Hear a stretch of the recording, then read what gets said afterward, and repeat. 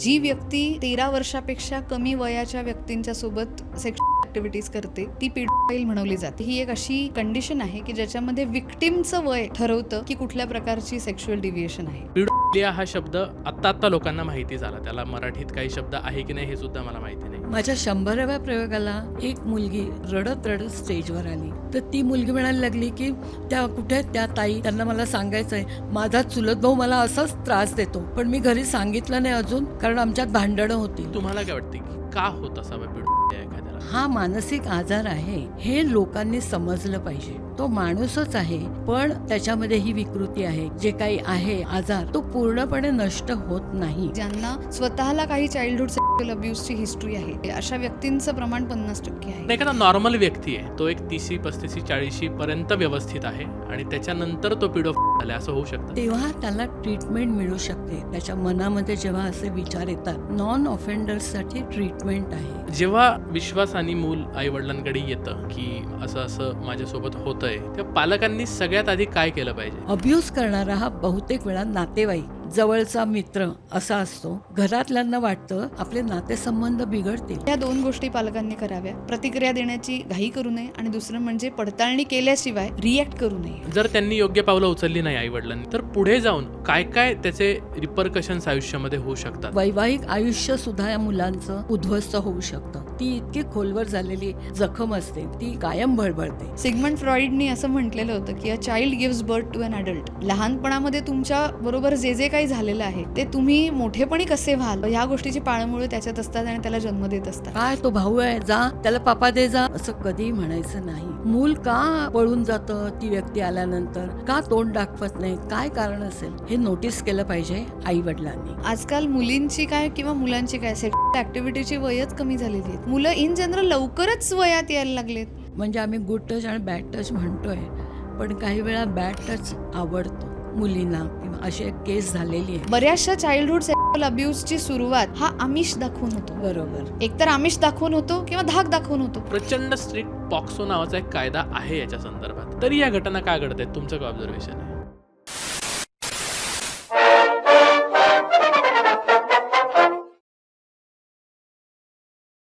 सप्रेम नमस्कार, विनंती विशेष मित्रांनो, द पोस्टमनमध्ये तुमचं पुन्हा एकदा स्वागत आहे. मी तुमचा पोस्टमन सर्वेश आणि आज घेऊन आलो आहे एक गंभीर विषयाचं पत्र. नसरापूरचं प्रकरण अगदी ताजं आहे. नसरापूरचं प्रकरण होऊन एक 8-10 दिवस झालेले आहेत, तरी लोकांच्या मनात रोष जो आहे तो अजूनही आहे. कालच एक मूकमोर्चा झाला. अशी प्रकरणं खूपदा ऐकू येत असतात आपल्याला, मात्र हे क्रूरतेची सीमा पार करणारं प्रकरण होतं म्हणून मे बी इतके दिवस ते धगधगतं आहे. पण अनेक प्रकरणं अशी असतात की जी येतात, काही दिवस चर्चेली जातात आणि पुन्हा ती काळाच्या पडद्याआड जातात. मात्र मुळाशी याच्या नक्की काय आहे? लहान मुलांकडे बघून आपल्याला त्यांच्यासोबत सेक्शुअल ॲक्टिव्हिटी करणं वाटणे, याला म्हणतात पिडोफिलिया. आणि पिडोफिलिया म्हणजे नक्की काय? पिडोफिलिया ही आजार आहे हा की अजून वेगळं काही आहे? नैसर्गिक आहे की ही काही विकृती आहे? या संदर्भात आजची ही चर्चा असणार आहे आणि यासाठी आज 2 व्यक्तिमत्व आपल्यासोबत आहेत. मीना नाईकताई आणि मानसी आंबडेकर. नमस्कार, दोघींचं खूप खूप स्वागत आहे. नमस्कार. मीनाताई या क्षेत्रामध्ये अनेक वर्षांपासून काम करतायत. त्या ऑलरेडी वर्ल्ड रिनाऊंड पपेटियर तर आहेतच, मात्र चाइल्ड सेक्स अब्यूज या संदर्भात त्यांचं खूप मोठं काम आहे. गुड टच बॅड टच हा जो शाळांमध्ये शिकवला जाणारा विषय असतो याच्या त्या पायनियर म्हणल्या तरी चालेल. त्यांची अनेक नाटकं प्रसिद्ध झालेली आहेत या विषयाला घेऊन, जी अनेक शाळांमध्ये त्याचे अनेक शेकडो हजारो प्रयोग झालेले आहेत. आणि मानसी माझी मैत्रीण आहे, जी मानसशास्त्रज्ञ आहे. ठाण्यात ती प्रॅक्टिस करते आणि ऑटिझम वगैरे असणाऱ्या विद्यार्थ्यांमध्ये तिने विशेष काम केलेलं आहे. त्यामुळे याच्या मागचं मानसशास्त्र काय असतं या संदर्भात मानसी आणि मीनाताई आपल्यासोबत आज गप्पा मारणार आहेत. खूप गंभीर विषय आहे. तुम्हाला या विषयासंदर्भात काय वाटतं हे कमेंटमध्ये नक्की टाका आणि द पोस्टमनला सबस्क्राईब नक्की करा. आपण चर्चेला सुरुवात करूया. पुन्हा एकदा स्वागत आहे दोघींचं. विषय खूप गंभीर आहे. तुम्ही अनेक वर्षांपासून यात काम करत आहात आणि पिडोफिलिया हा शब्द आत्ता लोकांना माहिती झाला. त्याला मराठीत काही शब्द आहे की नाही हे सुद्धा मला माहिती नाही. आपण पिडोफिलियाच्या डेफिनेशनपासूनच सुरुवात करू. 2005 प्रोफेसर बायर, जर्मनीतले, त्यांनी हा शब्द कॉइन केला आणि त्यांनी या प्रकारचा अभ्यास सुरू केला, प्रोजेक्ट सुरू केलं. किंवा हा एक आजार आहे, एक मानसिक आजार आहे आणि त्याच्याबद्दल लोकांपर्यंत कसं पोचता येईल असा त्यांचा प्रयत्न होता. आणि त्याप्रमाणे आपल्या इथे 2015पासून KEMचं मेडिकल रिसर्च सेंटर आहे, तिथे त्यांनी हे प्रोजेक्ट सुरू केलं आहे आपल्या लोकांसाठी. अर्थात जर्मनीतल्या व्यवस्था वेगळ्या आहेत, आपल्याकडची सामाजिक व्यवस्था वेगळी आहे, त्यामुळे त्यांना ते मॉडिफाय करावं लागलं. आणि तेव्हापासून हा शब्द आणि ही मानसिक आजार जो काही आहे त्याबद्दल लोकांमध्ये कसं पोचवता येईल याचा त्यांचा प्रयत्न चालू आहे. ओके. मला त्याची टेक्निकल डेफिनेशन काय सांगता येईल?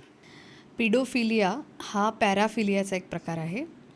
सेक्शुअल डिव्हिएशन्स ज्यांना म्हणतो आपण, की नेहमीच्यापेक्षा काहीतरी अपवर्तन किंवा अपसामाजिक वर्तन सेक्शुअल बाबतीमध्ये ज्यांचं घडतं त्यांच्यामध्ये हे पॅराफिलिया दिसून येतात. तर पॅराफिलिया वेगवेगळ्या प्रकारचे आहेत आणि त्यातला एक प्रकार म्हणजे पिडोफिलिया आहे. पिडोफिलिया हा पिडो म्हणजे लहान मुलं. जी व्यक्ती 13 वर्षापेक्षा कमी वयाच्या व्यक्तींच्या सोबत सेक्शुअल ॲक्टिव्हिटीज करते ती पिडोफाईल म्हणवली जाते. म्हणजे ही एक अशी कंडिशन आहे की ज्याच्यामध्ये विक्टिमचं वय ठरवतं की कुठल्या प्रकारची सेक्शुअल डिव्हिएशन आहे. तर त्याच्यामुळे जर ज्याच्यासोबत हे झालेलं आहे त्याचं वय 13 वर्षापेक्षा कमी असेल आणि अशी काहीतरी कृती 13 वर्षापेक्षा कमी वयोगटाच्या मुलामुलींच्या सोबत ती व्यक्ती म्हणजे तो पिडोफाईल व्यक्ती जर 6 महिन्यांपेक्षा जास्त काळपर्यंत वारंवार करत असेल तरच त्याला पिडोफाईल म्हणून डायग्नोज करता येतं. ते सुद्धा 16 वर्षाच्या नंतर. ओके. म्हणजे 16 वर्षाच्या आतली जर ती व्यक्ती असेल तर तिला हा शिक्का मारला जात नाही. 16 वर्षानंतर जवळजवळ 6 महिन्यापर्यंत त्यांच्या वेगळ्या वेगळ्या टेस्ट केल्या जातात आणि त्याच्यामधून नक्की केलं जातं की हा पिडोफाईल आहे. ओके. आता एक पॅराफिलिया हा शब्द वापरलास तू. तर पिडोफिलिया म्हणजे लहान मुलांबद्दल सेक्शुअल आकर्षण वाटणे. पॅराफिलियात अजून काय काय गोष्टी येतात? पॅराफिलियामध्ये बऱ्याच गोष्टी येतात. म्हणजे आपलं वीर्य हे स्वतःहून बाहेर काढून ते इतरांच्यावर स्प्रे करणं किंवा वॉयरिझमसारखे प्रकार असतात ज्याच्यामध्ये जिवंतच नाही तर मृतदेहांच्या सोबतसुद्धा सेक्शुअल ॲक्टिव्हिटीज केल्या जातात. अनेक प्रकारचं एक्झिबिशनिझम असतं. म्हणजे स्वतःचे अवयव एखाद्या नॉन कन्सेंटेड व्यक्तीला दाखवणं, त्याच्यामधनं एक वेगळ्या प्रकारचं सेक्शुअल प्लेजर मिळत असतं. त्याचबरोबर काही जणांना असं पण असतं की गर्दीचा फायदा घेऊन पटकन कोणाला तरी रब करणं, कोणाच्या तरी अगेन्स्ट किंवा कोणाला तरी बॅड टच करणं आणि त्यांच्यामधनं समोरच्या माणसाची झालेली अवघडलेली अवस्था पाहणं किंवा समोरच्याला वेदना देणं, हे पण अपसामाजिक आहे, अपसामान्य आहे आणि तरी त्याला म्हणजे तोही एक प्रकारचा पॅराफिलियाच आहे. यातले अजून खूप प्रकार आहेत आणि त्याच्यामध्ये फक्त मृतदेह म्हणजे हे माणसांचेच असतात असं नाही आहे, तर ते प्राण्यांचेही असतात. जिवंत प्राण्यांच्या सोबतसुद्धा सेक्शुअल ॲक्टिव्हिटी केल्या जातात ज्याच्यामध्ये मांजरी, कुत्रे, घोडे, कोंबड्या, कोणीही असू शकतं, शेळ्या कोणीही असू शकतं. आणि आपल्या भारतामध्ये सुद्धा आता काही केसेस त्याच्या सापडलेल्या आहेत. ही खूप गंभीर बाब आहे आणि म्हणजे आपण ज्या गोष्टींची कल्पनासुद्धा करू शकत नाही ती कोणाची तरी फॅन्टसी असते. आणि पॅराफिलिया असलेली व्यक्ती हे एकदा केलं तर चालेल, करून तर बघूया, अशा प्रकारच्या मानसिकतेमधनं ते करायलाही जाते. आत्ताची नसरापूरच्या केसमध्ये पण आधीची त्याची अशी हिस्ट्री होती असं काहीतरी 3 वेळा त्याला हे केलं होतं, 2दा मला वाटतं. हो. शिट. त्याचा इतिहास असा आहे की त्यांनी हा प्रकार म्हणजे अशा प्रकारची सेक्शुअल ॲक्टिव्हिटी ही स्वतःच्या सख्ख्या पुतणीसोबत करण्याचा प्रयत्न केला. त्याचबरोबर आपल्यापेक्षा वयाने मोठ्या असलेल्या 60-65 वर्षांच्या एका वृद्ध व्यक्तीसोबत करण्याचा प्रयत्न केला. हे अपसामान्यच आहे. जेव्हा त्यांची स्वतःची बायको आहे, त्यांना मुलगा आहे, म्हणजे त्यांचं स्वतःचं कुटुंब आहे, त्यांना घरातनं ती गोष्ट मिळत नाही असं नाही आहे. म्हणूनच त्याला ते अपसामान्य किंवा अपसामाजिक समजलं जातं. ह्याचे प्रकार जरी वेगळे वेगळे असले, आता तू जेवढे सांगितले त्यात सेक्शुअल गोष्टी हे कॉमन आहे. हो. म्हणजे त्याला प्लेजर हवं आहे समोरच्याला तडफडत बघताना किंवा त्याची मजा झालेली बघताना, पण मॅसोचिझम, त्याच्यामध्ये फ्रॉटरिझम, वॉयरिझम, एक्झिबिशनिझम अशी त्याची नावं आहेत वेगवेगळी. लैंगिक आनंद मिळतो. आत्ता जेव्हा मी गप्पा आपण करणार होतो तर मी रिसर्च करत होतो, त्यात असं कळलं की 100% याची अजून काही पूर्ण त्याची मीमांसा झालेली नाही आहे पिडोफिलिया आजाराची. अजूनही शास्त्रज्ञ नवीन नवीन काहीतरी शोध लावत आहेत त्याच्या संदर्भात. पण तरी तुम्हाला काय वाटते की का होत असावा पिडोफिलिया एखाद्याला? म्हणजे का बरं एखादा पिडोफिलिक म्हणून टर्न होत असेल? काय होत असेल नक्की? हा एक मानसिक आजार आहे आणि तो कुणाहीमध्ये असू शकतो. तो का आहे ते माहिती नाही आहे, अजून त्याच्यावर संशोधन चालू आहे. परंतु हा मानसिक आजार आहे हे लोकांनी समजलं पाहिजे. तर आपण काय म्हणतो की तो पशु आहे, तो पाशवी आहे, जनावर आहे, तो माणूस नाहीच आहे. तर असं नाही आहे, तो माणूसच आहे, पण त्याच्यामध्ये ही विकृती आहे किंवा हे त्याच्यामध्ये एक जे काही आहे आजार, तर तो कसा कमी करता येईल. तो पूर्णपणे नष्ट होत नाही, पण ती प्रवृत्ती कमी कशी होईल, तो कंट्रोल कसा करू शकेल, ह्याच्यावर संशोधन चालू आहे. लोक समुपदेशक त्याच्यावर काम करत आहेत, डॉक्टर्स काम करत आहेत, पण हे सर्वसामान्य माणसांना माहीत नाही. ते अशा पद्धतीनेच रिॲक्ट होतात. म्हणजे त्यांची रिॲक्शन योग्य आहे की एखाद्या लहानशा मुलावर अत्याचार केल्यानंतर जे काय व्हायला पाहिजे ते होतच आहे. पण या माणसाच्या बाजूने म्हणजे जी व्यक्ती पेडोफिल आहे तिच्या बाबतीत असा विचार करायला पाहिजे माणसाने, आणि हा अवेअरनेस क्रिएट करणं अत्यंत महत्त्वाचं आहे. मेडिकल टर्म्स काही सांगतात? जरूर. म्हणजे जे पेडोफाईल्स असतात, हा पेडोफिलिया कुठून तयार होतो, तर ह्याच्यावरच्या संशोधनातनं काही गोष्टी अशा सामोरे आल्या आहेत की ज्यांना स्वतःला काही चाइल्डहुड सेक्शुअल अब्यूजची हिस्ट्री आहे, म्हणजे ज्यांच्यासोबत स्वतःच्यासोबत काही झालेले आहे, अशा व्यक्तींचं प्रमाण 50% आहे. आपण जेव्हा वयात येतो तेव्हा तो पुरुष असो किंवा स्त्री, लैंगिक भावना तयार होतात, आपल्या लैंगिक गरजाही तयार होतात आणि त्या गरजांची पूर्तता आपण शोधायचा प्रयत्न करतो. मग ते सामाजिक प्रकारे किंवा समाजातल्या ॲक्सेप्टेड जे रस्ते आहेत त्या प्रकारे आपण ते शोधायला जातो. पण काही जणांच्या वाट्याला हे एवढं येत नाही, ती मोकळीक येत नाही, तेवढा समजूतदार म्हणजे भोवताल मिळत नाही, आणि त्याच्यामधनं काही वेळेला ते स्वतःसुद्धा या गोष्टीचे शिकार झालेले असतात. आणि मग त्याच्यातनं तयार होणारी की एक सूड भावनाही असू शकते. त्याच्यासोबत हार्मोनल इम्बॅलन्स असतो. हार्मोनल इम्बॅलन्स केवळ नाही तर आपल्या मेंदूमध्ये सुद्धा जी संप्रेरकं आहेत त्याच्यामध्ये बदल होतो आणि एक संपूर्ण एक व्यक्तिमत्व विकृती पण तयार होऊ शकते, ज्याला पर्सनॅलिटी डिसऑर्डर आपण म्हणतो. त्या पर्सनॅलिटी डिसऑर्डरचा एक भाग म्हणून पिडोफिलिया किंवा पॅराफिलियासारख्या काही विकृती दिसून येऊ शकतात. पण छाती ठोकपणे असं सांगता येत नाही की प्रत्येक व्यक्तिमत्व विकृतीमध्ये सेक्शुअल डिव्हिएशन किंवा असं काहीतरी अपसामाजिक वर्तन दिसेल. जी पाहणी करण्यात आलेली आहे त्याच्यामध्ये असं दिसतं की जास्त करून जे अँटी सोशल किंवा अवॉइडंट पर्सनॅलिटी डिसऑर्डर्स आहेत किंवा बॉर्डरलाईन पर्सनॅलिटी डिसऑर्डर्स आहेत, त्यांच्यामध्ये अशा प्रकारचे सेक्शुअल डिव्हिएशन पाहण्यात आलेली आहेत. म्हणजे 50% प्रमाण त्याचं आपण हे सांगू शकतो. कुठेतरी काहीतरी मिळालं नाही आहे, कुठेतरी काहीतरी सतत त्याचा शोध चालू आहे आणि कुठेतरी इम्पल्स कंट्रोल हरवून गेलेला आहे, एवढं आपल्याला त्या रुग्णाच्या बाबतीमध्ये आणि ज्याच्यासोबत काहीतरी अपसामाजिक विकृती घडली आहे त्याच्याही बाबतीमध्ये आपण म्हणू शकतो. ज्यांच्यासोबत ही घडते त्यांच्यासाठी तो अर्थातच खूप मोठा मानसिक धक्का असतो. शारीरिक इजा आणि दुखापत तर होतेच, पण त्याहीपेक्षा जास्त मनाला होणारी दुखापत मोठी असते. याचं वन ऑफ द रिझन आत्ता मानसीने सांगितलं की त्या व्यक्तीसोबत पण लहानपणी असं काहीतरी घडण्याची शक्यता नाकारता येत नाही, ते झालं असू शकतं.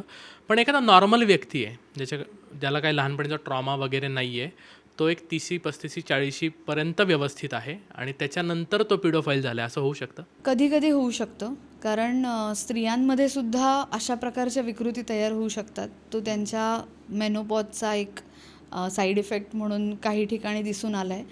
म्हणजे हे प्रमाण फक्त पुरुषांचाच मध्ये आहे असं नाही आहे. स्त्रियांना एका ठराविक वयानंतर जसा मेनोपॉज येतो तसा पुरुषांना अँड्रोपॉज येतो आणि त्याच्यामुळे त्यांच्यामध्ये होणारे जे हार्मोनल चेंजेस आहेत त्याच्यामुळे काही वेळेला हे राहून गेलेल्या फॅन्टसी ह्या डोकं वर काढतात आणि त्यामुळे त्यांच्यामध्ये असे बदल दिसू शकतात. पण स्त्रियांच्या मधलं म्हणजे अब्यूज झालेल्या असण्याचं आणि तो रिपोर्ट होण्याचं प्रमाण कमी आहे. करेक्ट आहे. म्हणजे पुरुषांच्या तुलनेमध्ये. पण 30-35च्या वर्षात वयानंतर जेव्हा वाटतं तर तेव्हा त्याला ट्रीटमेंट मिळू शकते. त्याच्या मनामध्ये जेव्हा असे विचार येतात तेव्हा त्यांना ट्रीटमेंट नॉन ऑफेंडर्ससाठी ट्रीटमेंट आहे, तर ती ते घेऊ शकतात. म्हणजे त्यांनी त्यांचे विचार कंट्रोल करू शकतात आणि शांतपणे पुढचं आयुष्य जगू शकतात ते. पण ती ट्रीटमेंट घेणं, डॉक्टरकडे जाणं, सेकॅट्रिस्टकडे जाणं फार महत्त्वाचं आहे. ओके. पिडोफिलिया या आजारावर आपल्याला खूप जास्त खोलात घुसायचं नाही आहे. आपल्याला फक्त वरच्यावर स्पर्श करायचा होता. आपल्याला सामाजिक याचा काय इम्पॅक्ट आहे आणि त्यातनं समाज म्हणून आपण काय वे आउट काढू शकतो, आजची चर्चा त्याच्या संदर्भातली जास्त असणार आहे. विनाताई, तुम्ही अगदी पायनियर आहात या क्षेत्रातल्या. जसं मी मगाशी म्हणालो की गुड टच, बॅड टच वगैरे विषय तुम्ही शाळांमध्ये अनेक ठिकाणी इंट्रोड्यूस केले. 2000 साली. बरोबर. काय सुरुवातीला चॅलेंजेस होते तेव्हा? बापरे, पहिला शो जेव्हा मी केला तो झाल्यानंतर मी अक्षरशः रडले. एवढं मला टेन्शन आलं होतं की लोक ॲक्सेप्ट करतील की नाही, कारण पहिल्यांदाच मी हा विषय मांडत होते. पण मला खूप चांगला रिस्पॉन्स मिळाला. प्रत्येक शोला मला रिस्पॉन्स मिळाला आणि मी त्याच्यामध्ये जी काही पपेट्स वापरली होती, जी सटल असं दाखवण्यासाठी, प्रत्यक्ष मी लैंगिक शोषणाचा भाग दाखवला नाही, पुरुष पात्र नाटकात नव्हतं आणि त्याच्यामुळे लोकांना ते भावलं. तर ते सुरुवातीला करताना मला खूप भीती वाटत होती की लोक मान्य करतील की नाही, हुटआउट करतील का, पण लोकांनी ॲक्सेप्ट केलं ते. ओके. मुळात कदाचित तेव्हा लोकांना हेच ॲक्सेप्ट करणं जड गेलं असेल की असं मोठ्यांकडून लहानांना काही होत असेल किंवा नाही. काय असतं, सगळ्यांना माहीत असतं ते. ओके. ते कुजबुजलेल्या स्वरात बोलत होते. म्हणजे तेव्हा मोठ्याने बोलायची हिंमत नव्हती. बरोबर. कारण अब्यूज करणारा हा बहुतेक वेळा नातेवाईक, हो, जवळचा मित्र असा असतो आणि त्याच्यामुळे घरातल्यांना वाटतं की आपले नातेसंबंध बिघडतील जर आपण त्याला काही बोललं तर. त्यामुळे जी मुलगी किंवा मुलगा जो कोणी तक्रार करतो की मला असं असं होतं आहे म्हणून, तर आईवडील त्यालाच गप्प करायचे. कारण त्यांना त्या नातेवाईकाबद्दल, त्या मोठ्या माणसाबद्दल जास्त विश्वास असायचा. बरोबर. पण तोपर्यंत ही कल्पनाच नव्हती त्यांना, तमाम पब्लिकला, की असं काही होऊ शकतं, मुलांवर असं होऊ शकतं. त्यांच्याही लहानपणी झालेलं असतं हे, पण हा एक गंभीर आजार आहे, गंभीर स्वरूप आहे याचं, हे समस्या आहे, हे त्यांना रिअलाईज झालेलं नव्हतं. जेव्हा विश्वासाने मूल आईवडिलांकडे येतं की बुवा असं असं माझ्यासोबत होतं आहे, कोणी घरातलाच व्यक्ती असेल किंवा कोणी टीचर असेल किंवा रिक्षाने ने आण करणारे काका असतील, हे माझ्यासोबत करतं, हे जेव्हा पालकांना कळतं तेव्हा पालकांनी सगळ्यात आधी काय केलं पाहिजे? दोघींकडून मला उत्तर हवं आहे. सर्वात आधी मूल आपलं काय सांगतंय त्याच्यावर विश्वास ठेवला पाहिजे. ओके. नाहीतर तू काय काहीतरी ती सांगते, तुम्ही सिरियल बघता आणि मग तुम्हाला असं होतं, काहीतरी मनातले विचार सांगतात, कल्पना करतात, असं बरेचसे पालक बोलतात. पण मुलं काय बोलत आहेत त्याच्यावर त्यांनी विश्वास ठेवला पाहिजे, त्याला विश्वास दिला पाहिजे आणि तरच सगळ्या पुढच्या गोष्टी होतील. म्हणजे मूल जे काही झालं आहे ते खरं खरं सांगू शकेल. तर ही पहिली गोष्ट आहे असं मला वाटतं. ओके. मानसी? सगळ्यात महत्त्वाचं गोष्ट मी सांगेन की जेव्हा मूल तुमच्याकडे हे सांगायला येतं तेव्हा काही वेळेला पालक प्रतिक्रिया देण्याची घाई करतात. म्हणजे त्याला संपूर्ण पुढचं बोलू देण्या अगोदर ते प्रतिक्रिया देतात. त्यामुळे आधी त्याला सगळंच्या सगळं त्याने तुमच्याशी आधी बोलू द्यावं, नंतर आपली प्रतिक्रिया द्यावी. ती प्रतिक्रियासुद्धा स्वतः शांतपणे द्यावी, कारण आपणच तीव्र प्रतिक्रिया दिली तर तो मुलगा ते आणखी तीव्र प्रकारे घेणार आहे, मुलगा किंवा मुलगी कुणाच्याही बाबतीत ते झालेलं असलं तरी. त्यामुळे सगळ्यात पहिल्यांदा त्याला पूर्ण बोलू द्यावं, पूर्ण ओपन अप होऊ द्यावं आणि मग आपली प्रतिक्रिया द्यावी. ही पहिली गोष्ट. दुसरी गोष्ट, पडताळणी करून पाहावी. म्हणजे मुलाच्याही बाजूनी हा विचार करून पाहावा आणि या बाबतीमध्ये खरंच असं घडलेलं असेल तर मुलाच्याच बाजूने उभं राहण्याची तयारी दाखवावी. कित्येक वेळेला असं होतं की आपल्या मुलासोबत असं काहीतरी होणं ही संपूर्ण कुटुंबाची बदनामी असंच पालक समजतात. म्हणजे माझ्याकडे येणारी आई ही तिच्या मुलीला घेऊन येते, आईला माहिती असतं की तिच्या मुलीसोबत काहीतरी झालं आहे चुकीचं. मुलीने आईला हे सांगितल्यानंतर आईलाच कळत नाही काय करायचं म्हणून ती आमच्याकडे घेऊन येते. पण ती आम्हाला असं सांगते की हिच्या बाबाने जर तुम्हाला फोन केला विचारायला तर सांगू नका तुमच्याकडे ट्रीटमेंट चालू आहे असं. म्हणजे संपूर्ण कुटुंबाची त्याच्यामुळे बदनामी होईल किंवा संपूर्ण पुढचं आयुष्य त्या मुलीचं हे खराब होईल. असा जर का कुटुंबाचाच एकूण दृष्टिकोन असेल तर मग मदत मिळणं आणि ती मदत पोहोचवत राहणं, त्या मुलीला पूर्णपणे रिहॅबिलिटेट म्हणजे पुनर्वसित करण्यासाठी ती मदत पुरवत राहणं, जेव्हा जेव्हा तिला गरज पडेल तेव्हा तिच्यापर्यंत पोहोचत राहणं, हे खूप अवघड होऊन जातं. त्यामुळे ह्या 2 गोष्टी पालकांनी कराव्या. एक म्हणजे प्रतिक्रिया देण्याची घाई करू नये, आणि दुसरं म्हणजे पडताळणी केल्याशिवाय रिॲक्ट करू नये. म्हणजे त्याच्यावरती जी काय ॲक्शन घ्यायची असेल ती आधी पडताळणी करावी आणि मगच घ्यावी. ओके. पण या बाबतीत मी एक प्रोजेक्ट केलं होतं. त्याच्यामध्ये मी माझी फिल्म दाखवली होती, वाटेवरती काचागची. आणि त्याच्यानंतर मी सगळी मोठी माणसं होती बघायला, त्यांना मी दाखवलं की या सगळ्या प्रकारात त्या मुलीची फॅमिली, कुटुंब किती सफर होतं. सगळेजण, आई वडील जे कोणी फॅमिलीतले आहेत ते, आणि ती मुलगी स्वतः. तर हे किती सफर होतं ते तुम्ही बघा, आणि मग तुम्ही ठरवा की आपण काय करायचं ते. आणि तुम्ही तुमच्या मित्रमंडळी जे कोणी आहेत त्यांना तुम्ही हे सांगा की या सगळ्या प्रकारामध्ये, अब्यूज करण्यामध्ये त्या मुलीचं तर नुकसान होतं, शाळेत जायचं बंद होतं, अभ्यासात लक्ष लागत नाही, अनेक गोष्टी होतात. तर हा एखाद्या सुज्ञ अशा माणसाने विचार करावा, प्रेक्षक किंवा जे कोणी आहेत त्यांनी. असं मी त्यांना चॅलेंज केलं होतं. ओके. खरं तर खूप क्लिष्ट आहे. समजा आईवडिलांना हे कळल्यानंतर, जसं तू म्हणालीस की हा विचार करतात, तर त्यांच्या ठिकाणी जाऊन आपण विचार केला तर कदाचित ते खरंच बदनामी होऊ नये म्हणून, किंवा तिचं आयुष्य पुढे सुकर व्हावं म्हणून हा विचार करत असतील. पण जर त्यांनी योग्य पावलं उचलली नाही आईवडिलांनी, आणि त्या मुलीचं ते प्रकरण वेळीच जर थांबवलं नाही जे तिच्यासोबत सुरू आहे, तर पुढे जाऊन काय काय त्याचे रिपरकशन्स आयुष्यामध्ये होऊ शकतात? काय आहे, ही मुळात ही एक समस्या आहे, गंभीर समस्या आहे. मुलांच्या मनात त्याचा खोलवर परिणाम होतो, हे पालकांनी समजलं पाहिजे. म्हणजे त्यावेळेस तेवढंच गप्प करून बंद केला तो विषय तर नाही. अगदी म्हणजे वैवाहिक आयुष्यसुद्धा या मुलांचं उद्ध्वस्त होऊ शकतं. कारण ती इतकी खोलवर झालेली जखम असते की त्याच्यामुळे ती कायम भळबळते. मग आम्ही काय सांगतो की हा एक अपघात होता तुमच्या आयुष्यातला, असं म्हणून ते विसरून जा. आणि तुमचं पुढचं आयुष्य तुम्हाला पूर्ण आयुष्य दुःखी नाही करायचं आहे. तर त्यामुळे तुम्ही ते विसरून जा आणि पुढे जा, असं पण आम्ही मुलांना सांगतो. ओके. अशा लोकांचं काउन्सिलिंग घेताना मानसी तू काय काय संवाद साधतेस? खूप वेगवेगळ्या गोष्टी येतात. म्हणजे कितीतरी वेळेला असं होतं की एखाद्या मुलीसोबत किंवा मुलासोबत असं झालेलं आहे, पण त्याने ते मनातनं त्याचा तो विसरला आहे. 20-25 वर्ष झालेली आहेत, पण आता जेव्हा लग्न उभं राहतं आहे, पुन्हा एकदा काहीतरी फिजिकल प्रॉक्झिमिटी कोणाशी तरी येणार आहे, त्यावेळेला पुन्हा ते सगळा ट्रॉमा उफाळून वर येतो. आणि सगळ्यात महत्त्वाची गोष्ट घडते म्हणजे जर आईवडिलांना सांगूनसुद्धा, जर आईवडिलांशी हे बोलूनसुद्धा आईवडील मुलावर विश्वास दाखवत नसतील, तर एक एकाकीपणाची भावना लहानपणापासूनच मुलांच्यामध्ये तयार होते. आपल्यासाठी कोणीच उभं राहणार नाही आहे, आपले सख्खे आईवडीलसुद्धा आपल्यासाठी उभं राहणार नाही आहेत, असं वाटल्यानंतर तो कुणावर विश्वास ठेवू शकेल? त्याच्यामुळे त्याचे ट्रस्ट पॅटर्न्स अफेक्ट होतात.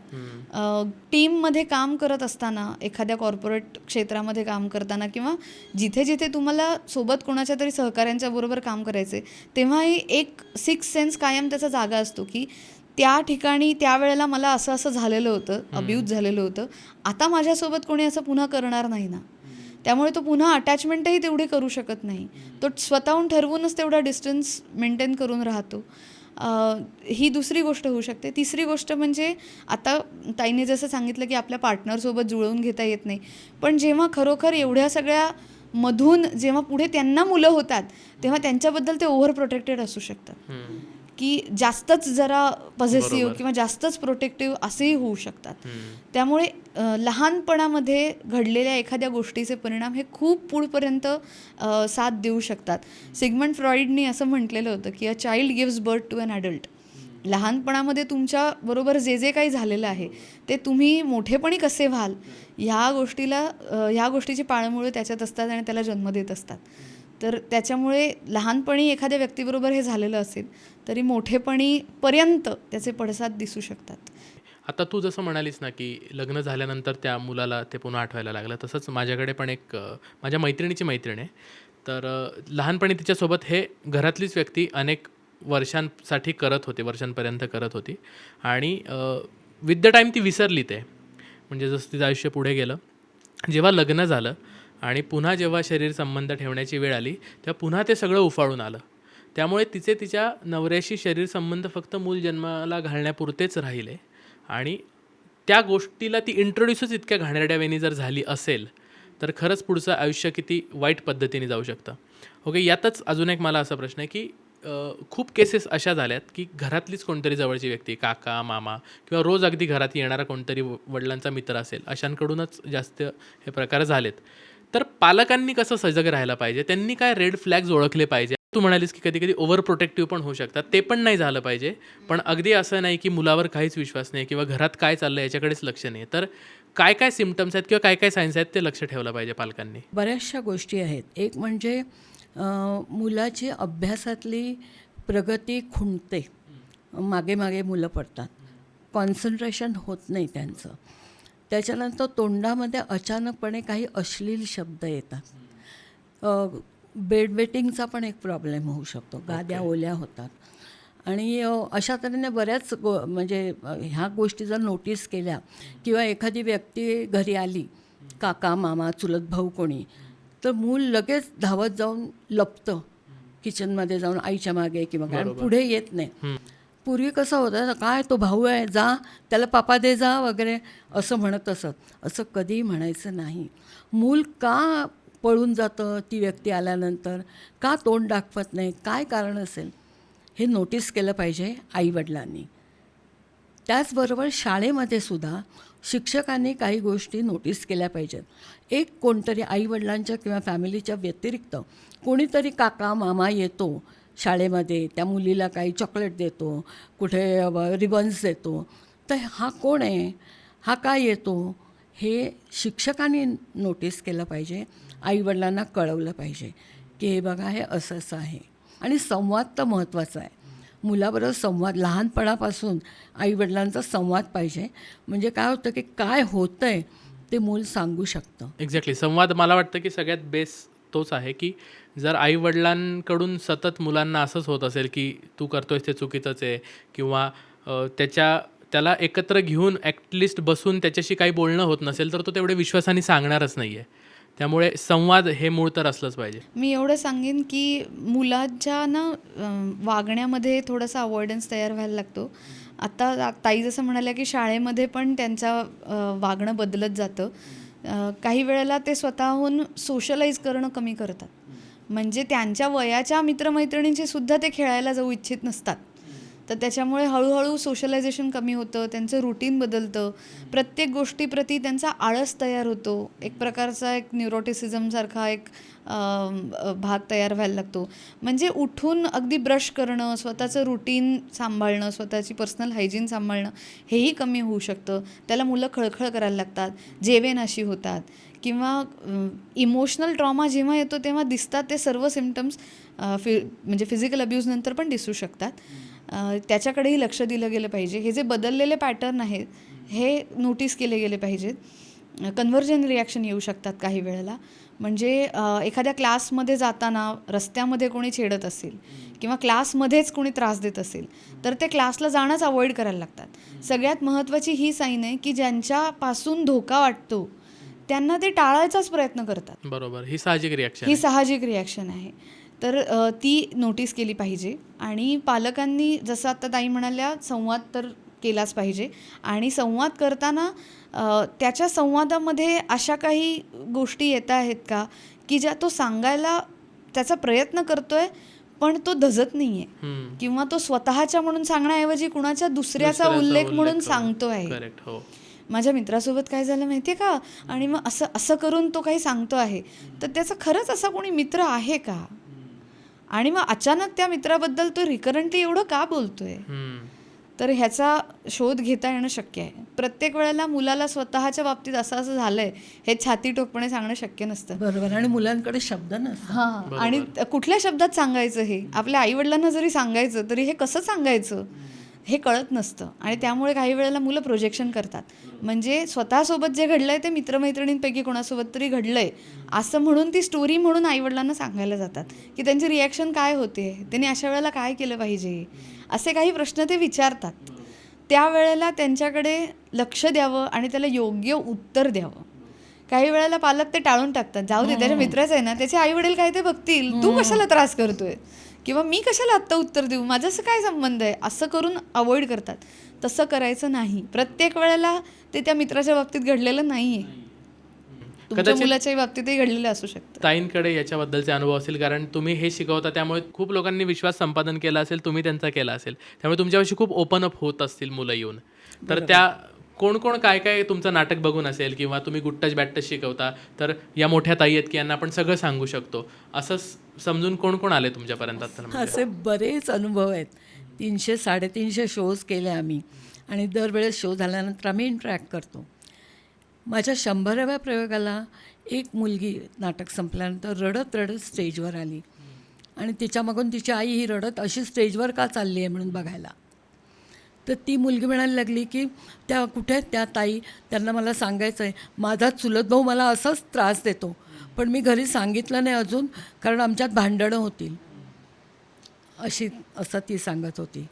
तर एका माझ्या शोला नाटक संपल्यानंतर एक मुलगा इकडे तिकडे रेंगाळत होता. मग आला, सगळेजण गेले आजूबाजूला, माझ्याकडे आला आणि मला म्हणाला की माझ्या बाबतीत पण असंच झालं आहे, पण मला वाटलं की ते मलाच फक्त झालं आहे, पण आता नाटक पाहिल्यानंतर मला वाटलं की कुणालाही होऊ शकतं आहे. आणि त्याने मला सांगितली त्याची कथा सगळी. असे अनेक विविध अनुभव आहेत. एकदा तर एका शोला 5-6 मुली अशा आल्या स्टेजवर नाटक संपल्यावर आणि म्हणाल्या की आमचे योगा टीचर आम्हाला त्रास देतात, आम्ही 10वीत आहोत आणि आमचं लक्ष लागत नाही अभ्यासामध्ये, तर आम्ही काय करायचं. आमच्या मुख्याध्यापिका बाई आहेत म्हणजे त्यांना आम्ही सांगितलं तर त्याही समजून घेत नाही. त्या म्हणाल्या नाही, तुमच्या मनात काहीतरी येतं असं म्हणतात. तर असे अनुभव आहेत. मग त्या तिथे अनेक उपाय शोधावे लागतात, कारण मी प्रत्येक ठिकाणी जाऊ शकत नाही. पण नेमक्या त्या शोला सोशॉलॉजीचे काही प्रोफेसर आणि स्टुडंट्स आले होते. त्यांना मी सांगितलं की तुम्ही बघा, हे टेकओव्हर करा तुम्ही काहीतरी ह्याच्यात उपाय. मग त्यांना ते उपाय केले त्याच्यात. पण एक गोष्ट मला इथे सांगावीशी वाटते की आपण पिडोफिलिया असं म्हणतोय खरं, 3 ते 13 वर्ष वयोगटातल्या मुलींच्या सोबत जर हे झालं तर त्याला पिडोफाईल ॲक्ट म्हणायचं. पण आजकाल मुलींची काय किंवा मुलांची काय सेक्शुअल ॲक्टिव्हिटीची वयच कमी झालेली आहे. बरोबर, मी तेच खूपच मगाशी विचारणार होतो. लवकर ते स्वतःहून पुढाकार घ्यायला लागले, त्यांच्यामध्ये हार्मोनल चेंजेस लवकर दिसायला लागलेत. मुलं इन जनरल लवकरच वयात यायला लागलेत. बरोबर. त्यामुळे 10व्या-12व्या वर्षी त्यांना ही गोष्ट अशी वाटते की ऑड तो था, अजीब तो था, बट जो था वो तो वैसा ही होता है ना. कदाचित त्याचं नॉलेज पण लवकर आलंय, वयात एक्सप्लोअर करण्याचा प्रयत्न पण करतात. बरोबर. आणि त्यातनं आता त्यांच्या हातामध्ये इंटरनेट आहे. करेक्ट आहे. त्यांच्या समोर येणाऱ्या गोष्टी त्याच प्रकारच्या आहेत आणि त्याच्यावरती असं कुठला अटकाव किंवा बंधन नाही आहे. किंबहुना तुमची मुलं किंवा पुढची पिढी तुम्ही समजता त्याच्यापेक्षा स्मार्ट आहे. एक्झॅक्टली. म्हणजे माझ्याकडे येणारी एक छोटी मुलगी होती, तिला इंटरनेटचं किंवा सारखं स्क्रीनचं व्यसन होतं, म्हणून तिचे आई बाबा माझ्याकडे घेऊन आले होते तिला. आणि तिच्याशी सहज बोलता बोलता असं मी सहज बोलत होते. तिची आई मला सांगायची की कितीही वेळेला पॅटर्न लॉक बदललं तरी तिला ते सहज उघडता येतं, कसं ते तुम्ही जरा विचारा तिला. तर मग तिच्याशी गप्पा मारत होते इन जनरल. तर तेव्हा तिने मला सांगितलं, ताई तुलाच काही येत नाही, किती सोपं आहे. तो फोन असा डोळ्याच्या लेवलला धरला की त्याच्यावर ते फिंगरप्रिंट दिसतात. म्हणजे किती ठिकाणाहून किती गोष्टींपासून तुम्ही वाचवणार आहात. आणि निरागसता जपण्याचं जे वय आहे ते वयच कमी होत जर जाणार असेल, 8व्या 9व्या 10व्या वर्षी जर का मुली वयात यायला लागणार असतील, तर पिडोफाईल ॲक्ट हा त्यांच्यावरती झाला आहे किंवा आपल्यासोबत असं काहीतरी झालं आहे तर ते चुकीचं झालं आहे, ॲबनॉर्मल झालं आहे, मला त्यातनं घाण वाटली किंवा मला त्यातनं वाईट वाटलं, हे त्या सांगायचा अवकाश त्यांना केव्हा मिळेल.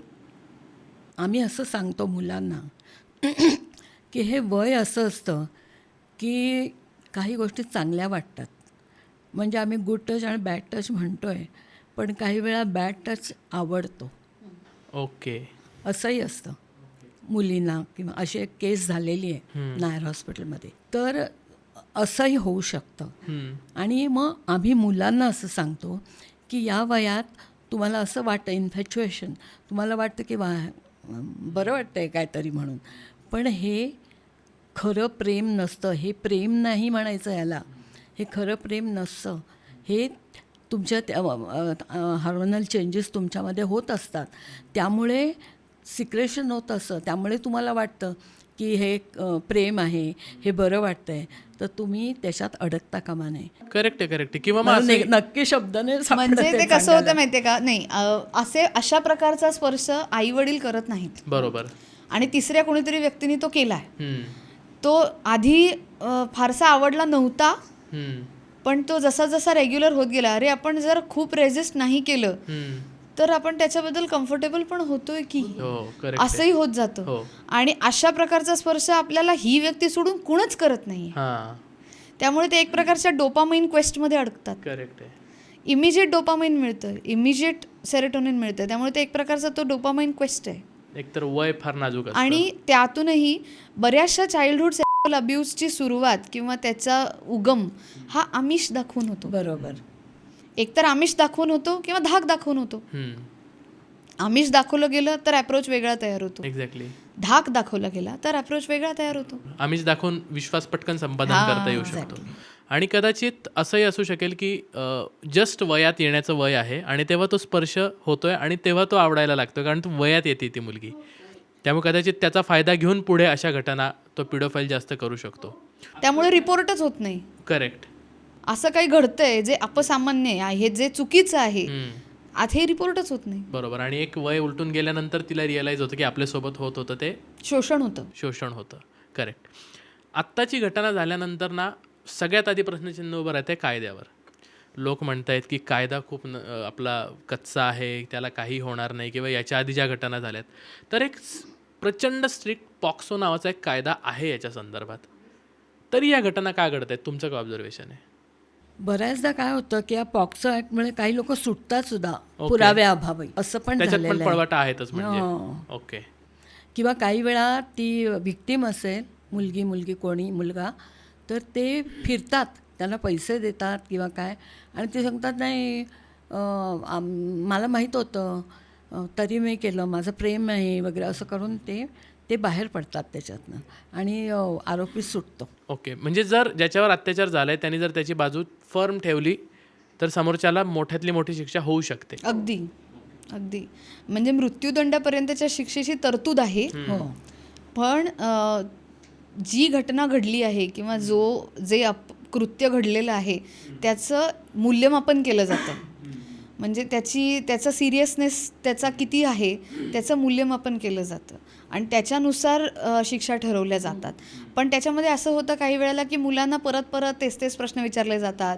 मग त्यांनी कुठे हात लावला होता, मग त्यांनी तुझ्याबरोबर काय केलं, मग त्यांनी तुला काय म्हटलं, मग त्यांनी तुला असं केलं का, हे सतत मुलांना विचारलं गेल्यामुळे तो एक वेगळ्या प्रकारचं टॉर्चर होतं. एक्झॅक्टली.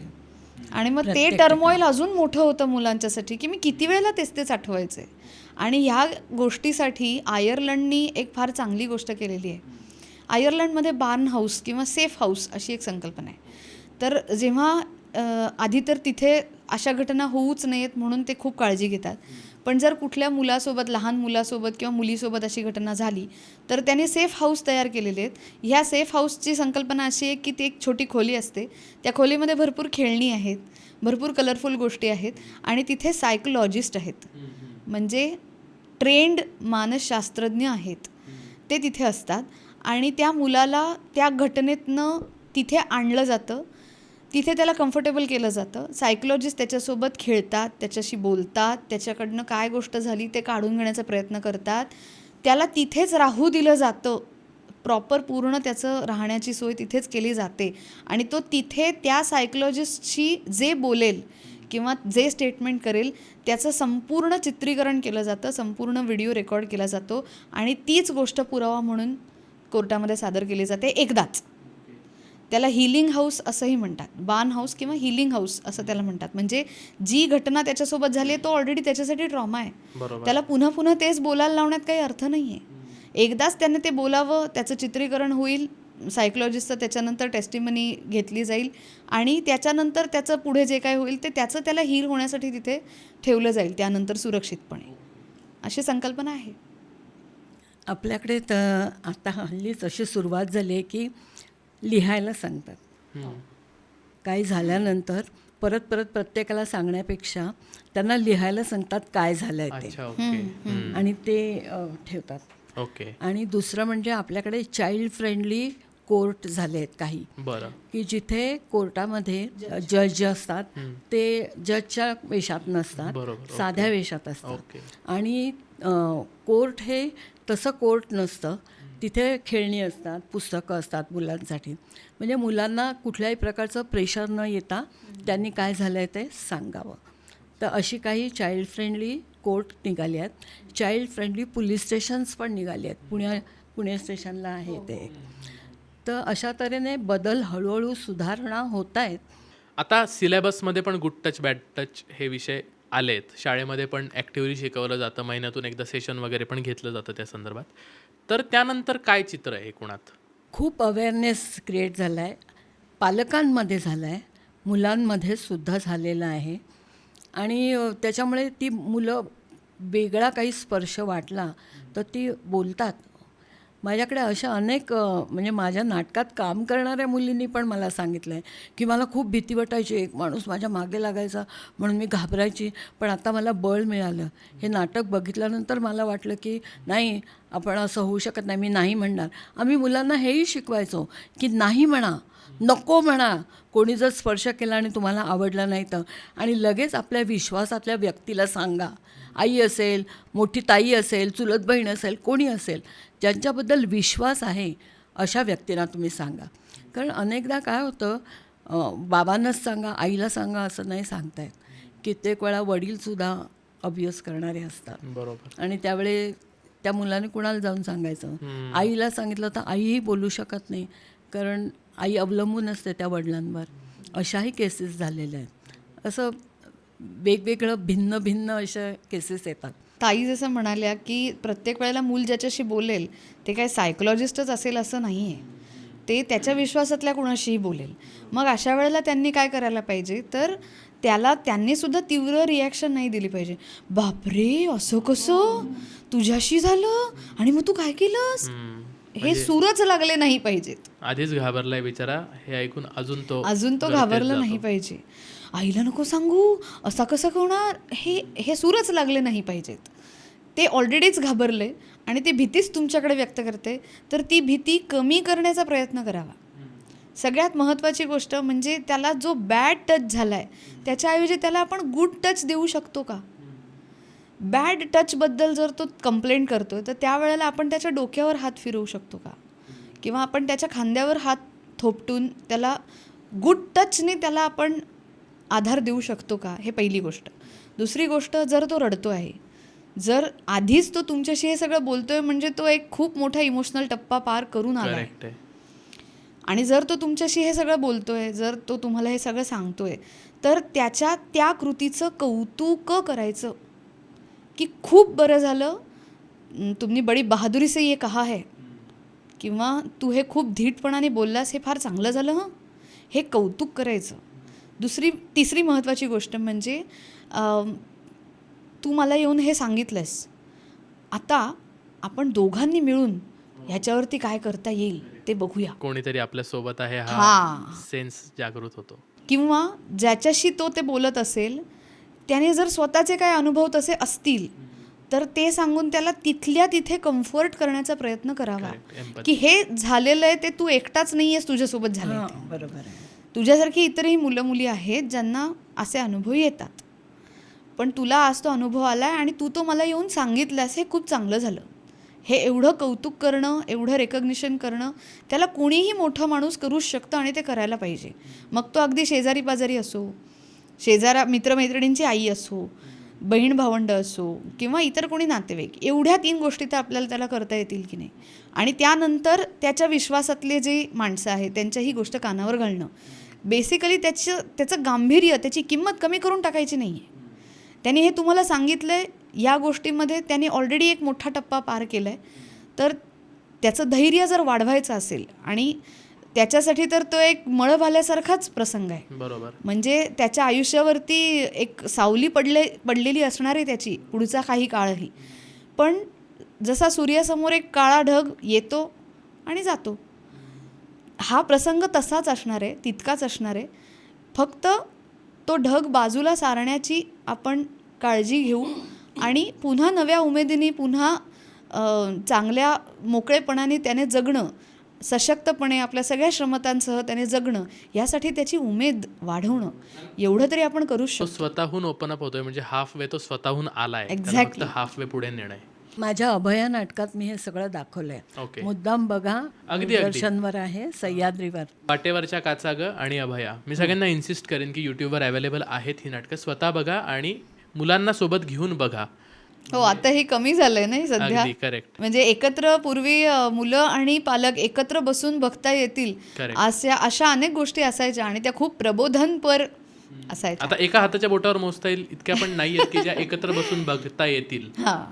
किंवा ते त्यांच्या भाषेत त्यांना उपलब्ध मिळतील. करेक्ट. हे लहान मुलांबद्दल झालं, पण एखादी वयाने पुढे आलेली व्यक्ती आहे की जिच्यासोबत लहानपणी हे झालंय, तरी काउन्सिलरकडे किंवा सायकोलॉजिस्टकडे जाण्याचं धैर्य नाही आहे, पण तो चाइल्डहूड ट्रॉमा खूप त्रास देतोय. तर अशा वेळी मला ती व्यक्ती ज्या मित्र किंवा मैत्रिणीकडे ओपन अप होते त्याची भूमिका काय असली पाहिजे ह्याच्या संदर्भात मला थोडंसं बोलायचं आहे. केअर गिव्हर्स जे असतात त्याच्यापेक्षा थोडेसे वेगळे लोक असतात जे नॉन जजमेंटली ही गोष्ट ऐकू शकतात. म्हणून खूप काळ सप्रेस केलेल्या भावना ह्या अशा एखाद्या मित्रमैत्रिणीच्या समोर माणसं व्यक्त करतात मोठ्या वयामध्ये. पण जर त्या तेव्हापासून सप्रेस्ड असतील तर त्या इतर मानसिक आजारांनासुद्धा जन्म देऊ शकतात. बरोबर. म्हणजे ज्या अनएक्सप्रेस्ड फिलिंग्ज राहतात त्या इतर मानसिक आजारांचं कारण ठरू शकतात आणि त्याच्यामध्ये खूप गुंतागुंतीचे संबंध, खूप गुंतागुंतीचे विकृती तयार होऊ शकतात इतरही. त्यामुळे जर पहिल्यांदा असं एखादी मोठ्या वयाची व्यक्ती एखाद्या मित्रमैत्रिणीकडे ओपन अप होत असेल तर सगळ्यात पहिली गोष्ट म्हणजे पूर्णपणे ऐकून घेणं. म्हणजे तुम्ही रडायला खांदा दिला नाही तरी चालेल, पण ऐकणारा कान तरी होता येतं आहे का एवढं पाहणं. आणि ते झाल्यानंतर ते पूर्ण बोलून झालं का तुझं हे म्हटल्यानंतर समजा खरोखरच तो काही मदत करू शकणार नसेल तर त्याने ते स्पष्ट सांगणं की हे तुझ्यासोबत झालं, याच्याबद्दल खरंच खूप वाईट झालं, पण तू तरीसुद्धा इथपर्यंत आलीस ही खूप मोठी गोष्ट आहे, किंवा आलास ही मोठी गोष्ट आहे, पण मीच प्रत्यक्ष तुझी काही मदत ह्यात नाही करू शकणार.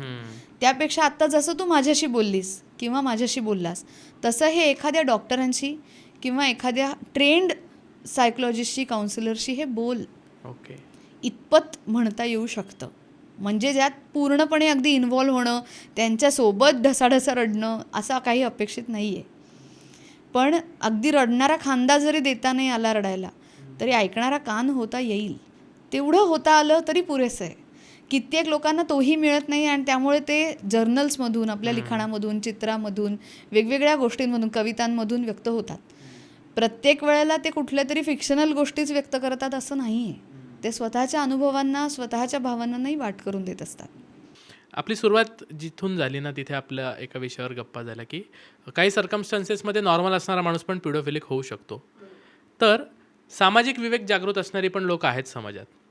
समजा एखादा 40-50चा माणूस आहे ज्याला आता वाटतंय की मला असं काहीतरी होतं आहे, मे बी हार्मोनल चेंजेस असतील किंवा काय असतील, तर त्यांनी त्या सिच्युएशनला कसं डील केलं पाहिजे, त्यांनी कसं स्वतःला वाचवलं पाहिजे पिडोफिलिक होण्यापासून. त्याच्यासाठीच त्यांना सायकोलॉजिस्टकडे किंवा सायकोथेरपिस्टकडे जायला पाहिजे आणि ट्रीटमेंट घेणं आवश्यक आहे.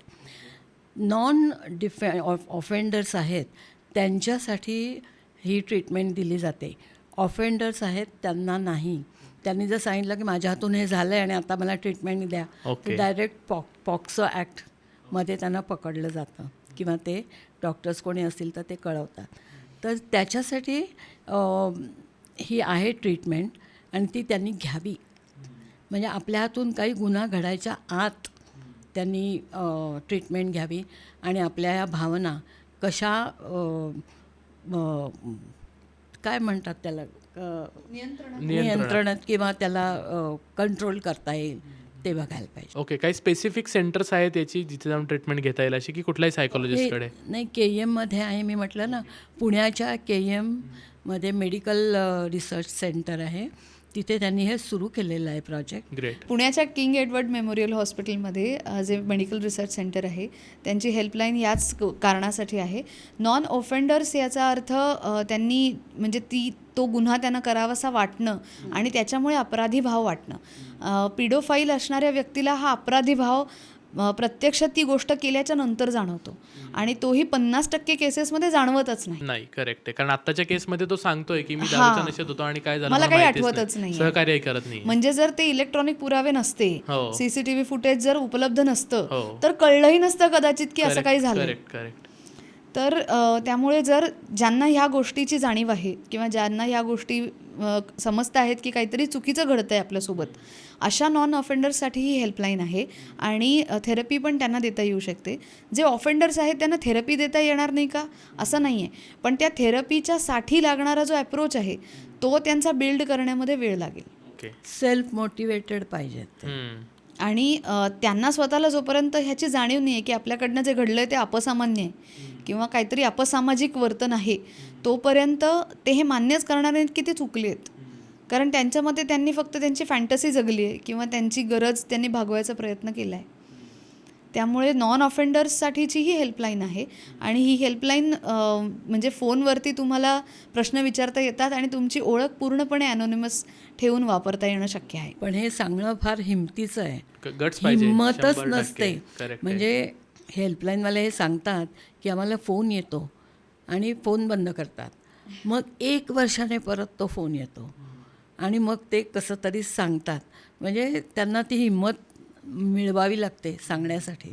सहजपणे नाही सांगतायत की काय मला वाटतंय, कारण सोशल स्टिग्मा आपल्याकडे लगेच प्रतिक्रिया लगेच मिळतात बरोबर. त्याच्या.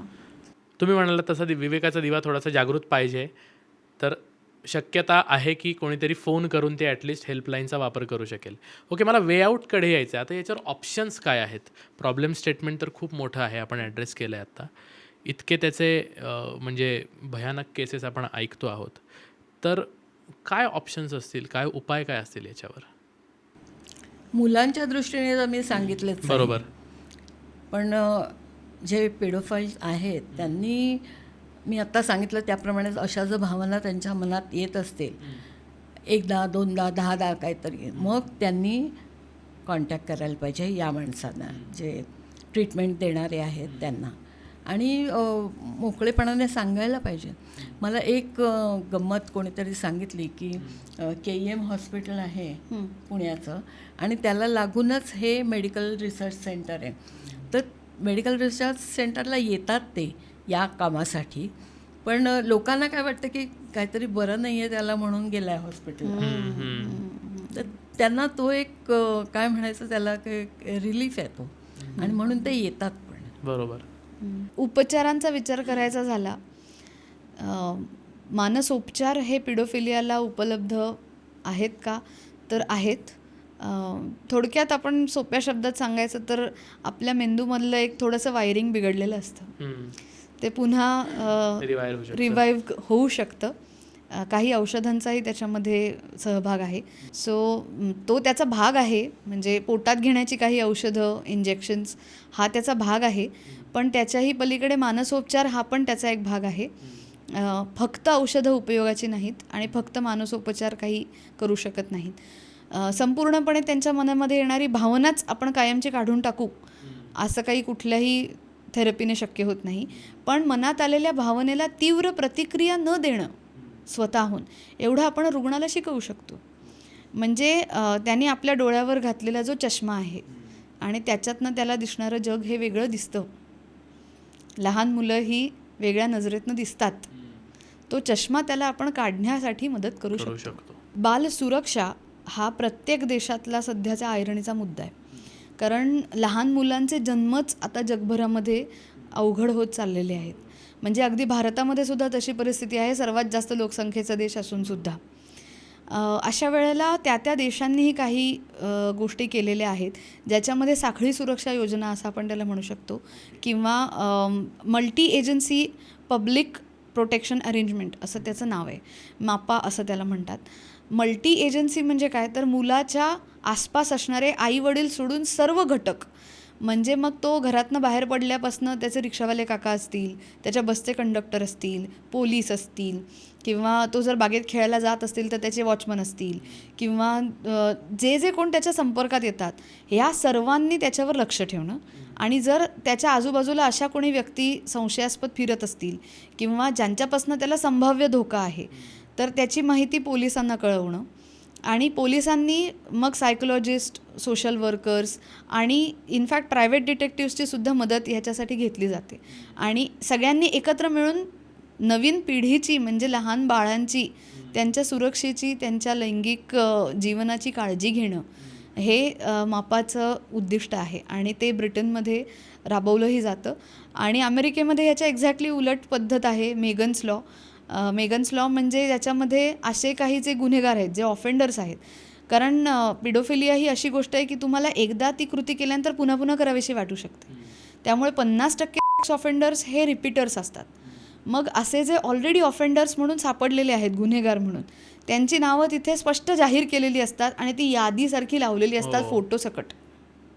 ती वेबसाईट्सवर असतात. आणि काही कंपन्यांनी म्हणजे काही प्रोडक्ट्स जी लहान मुलांच्यासाठी तयार केली जातात, त्या कंपन्यांनी तर अशा ऑफेंडर्सचे फोटो आणि त्यांच्याबद्दलची माहिती की ते शेवटचे कुठे पाहिले गेले होते हे त्यांच्या पॅकेजिंगमध्ये प्रिंट करून पालकांच्यापर्यंत पोहोचवायचा प्रयत्न केला आहे की या माणसापासून तुमच्या मुलाला वाचवा.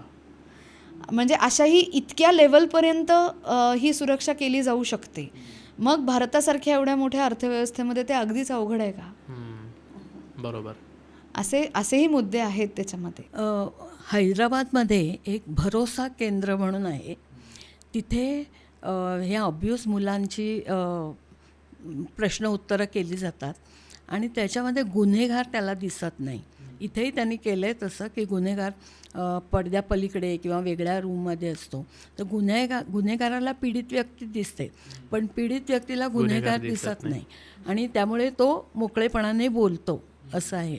तर अशी सगळी व्यवस्था त्या भरोसा केंद्रामध्ये आहे. IPS महेश भागवत म्हणून आहे, त्यांनी ते सुरू केलेलं आहे. ओके.